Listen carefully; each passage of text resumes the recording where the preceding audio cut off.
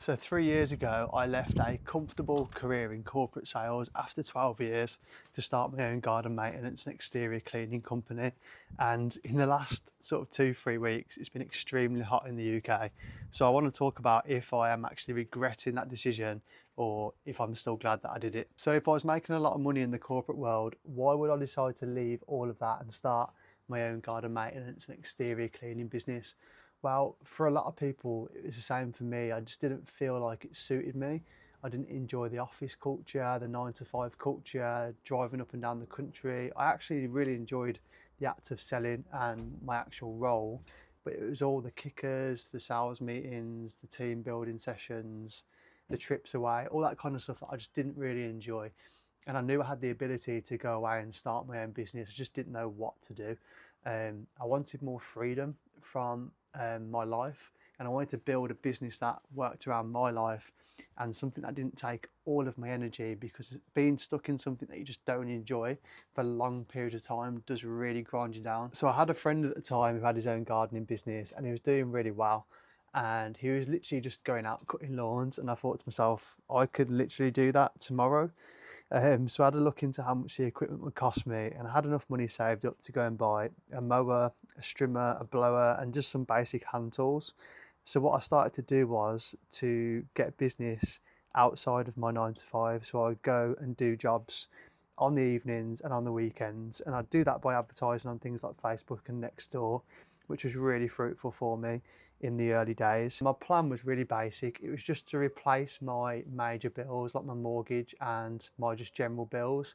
Once I got to that point, I could then decide whether I wanted to leave work and if I actually enjoyed this kind of work, because it is pretty tough physical work. But yeah, so I decided that when that time come, I was going to hand my notice in, so I did so. Everyone was pretty shocked. I mean, my family was shocked, my work colleagues were shocked, but they were all kind of happy for me at the same time, because they knew that I hadn't really been that happy doing what I was doing. So there it was. I had to set up my own actual company and just start winning work, really. It's definitely not as easy as TikTok and Instagram makes it look. It's very physical, so you can be working quite long days physically, and it can be really tiring on your body. You have to contend with the weather, so sometimes it might be too hot to be able to cut grass, for example. But you can work around that very easily, so I'll do a video separate on that as well. Just let me know in the comments if that would be of interest to you. Also, you have the winters, so that coincides with the weather as well. And my last point, so the winters obviously can be very long, it can be very wet, very cold. And again, just like when it's too hot, if it's too cold, things won't grow, and you'll generally have a dip in work when that happens. But again, you can navigate that. There are things you can do in the winter to still earn money. It's just not as busy as it would be in the main months of the year for the gardening season. One of the main challenges I had with starting the gardening business, and pretty much up until today really, is the customers. So lots of customers are amazing. 9 times out of 10 customers are amazing, but you're working with the general public, which I wasn't before. I was working B2B corporate sales, so it's very different. And you have to sort of navigate that professionally. Not every person you come in contact with is going to speak to you in a professional manner, so that's something to deal with. It's a bit of a challenge, and people will often question your pricing, your service, but you kind of just have to grit your teeth, smile, and just move on to the next one. So I've spoken about all the negative things about having your own gardening and exterior cleaning business. What are some of the positives? Because obviously there must be some, because I'm still doing it 3, 4 years later.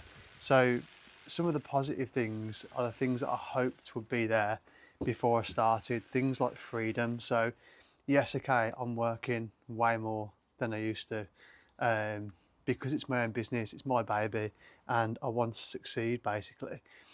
Do I have more freedom? Yes, in a way, because I have way more headspace. I'm not drained, and all of my energy is not being zapped because I'm doing something that I don't enjoy, or I'm in an environment that I don't enjoy. Environment is so important, and I don't think people realise it until you actually get out of an environment that you didn't feel comfortable in.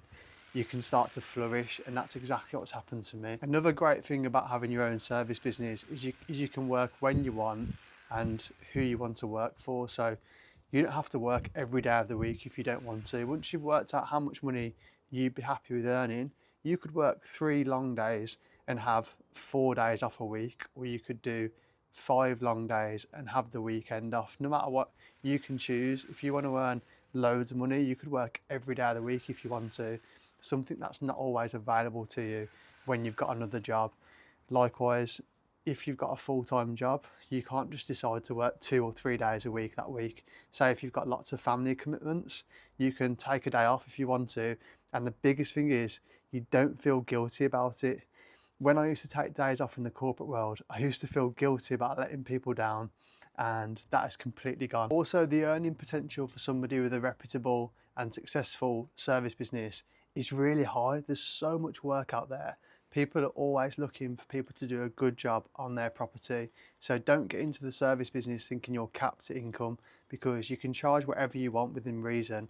As long as you're providing a lot of value to that customer, you can charge a decent price and you can make a lot of money doing this. Some of the key things I've learned, number one is sales matters, probably more than the service that you're actually offering, because you can get good at carpet cleaning, you can get good at gardening or exterior cleaning, but you need to learn how to sell and to speak to people in a way that really pushes your service and helps people decide on choosing your business.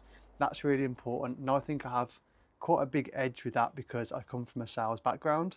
But again, it's something you can learn in time. Another thing that I've learned is that your reputation compounds. So what I mean by that is, not only do you get lots of good reviews as you go through the years of having your business, and that obviously helps people decide to choose your business on Google, on Facebook, but also by word of mouth as well. So the more good jobs you do for people, the more people will tell other people, and the more work you'll get from that as well. So starting out is scary because you're leaving something that feels secure, like your 9-to-5 job, even though really it's not that secure, because a business can go bust whenever, just like your business can. So you actually have a lot less control when you're working for somebody else than you think. Another thing to make a note of is that it's not easy. And this is why you see a lot of people start gardening businesses, then a year later they disappear.